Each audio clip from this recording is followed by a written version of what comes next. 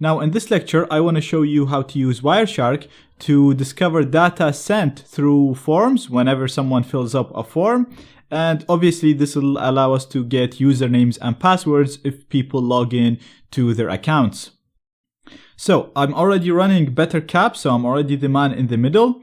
And in Wireshark here, I'm just gonna start a new capture. So I'm gonna continue without saving this one. The filter is already set to HTTP, so it's only gonna show me HTTP packets in here. And I'm gonna go to a target website in here. So let's go to vulnweb.com. Now keep in mind, like I said, you have to be logging into a HTTP page, but that's fine because we already learned how to bypass HTTPS and even partially bypass HSTS. So I'm going to be logging into a website that just uses HTTP here because it's just simpler, and we've already learned how to bypass HTTPS and HSTS, so there's no point of repeating that. We're logging in with a username that is set to admin. I'm going to set the password to 123ABC. I'm going to click on login, and this should have been captured by Wireshark. Now let's go ahead and actually try this with a website that uses HTTPS. So let's go to stackoverflow.com. Again, as you can see, as long as the website gets downgraded to normal HTTP, then we'll be able to capture the data sent to and from this website. So we're just going to log in, put the username, we'll put it to zaid@zsecurity.org, and then we're going to put the password. So we'll just do 123ABC. And let's go back to Wireshark and see how we can discover the username and the password. So first of all, I'm going to stop the capture. And what we want to look for is post requests. So you see in here, this request right here was post, for example, and here it was get.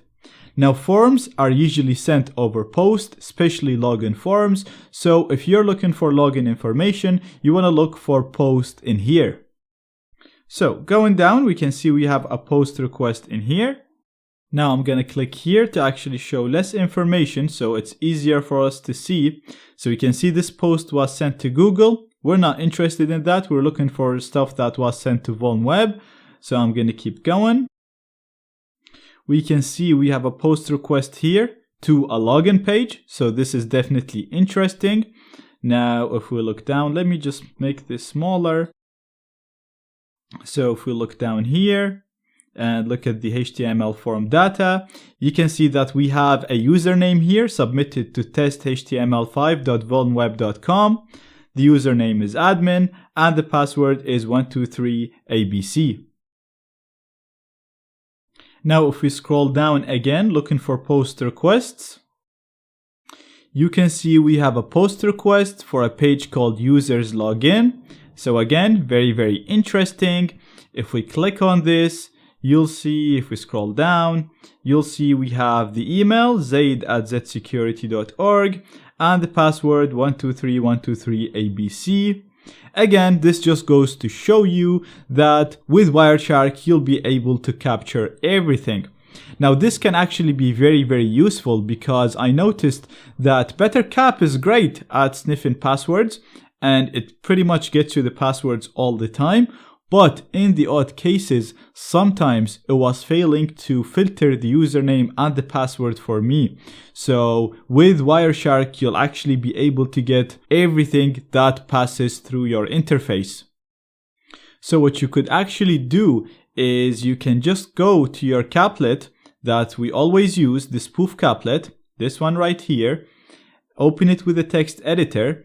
And as you know, in this caplet, we turn on our sniffer in here. So we set the sniff.local to true, and then we turn it on. But before turning it on, you can actually set the net.sniff.output to a location for a file that will contain everything that BetterCap captures. So you won't actually have to start Wireshark while BetterCap is working. You can just in here specify a place. So for example, let's say root capture file.cap. And then when you run your spoof caplet, it'll turn on the probe, turn on the recon, run your spoofing attack, putting you in the middle of the connection.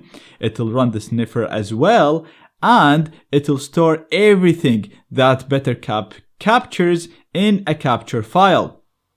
Then all you'll have to do is come here, go to File, Open, and open the file that you captured and analyze it as I'm doing right now.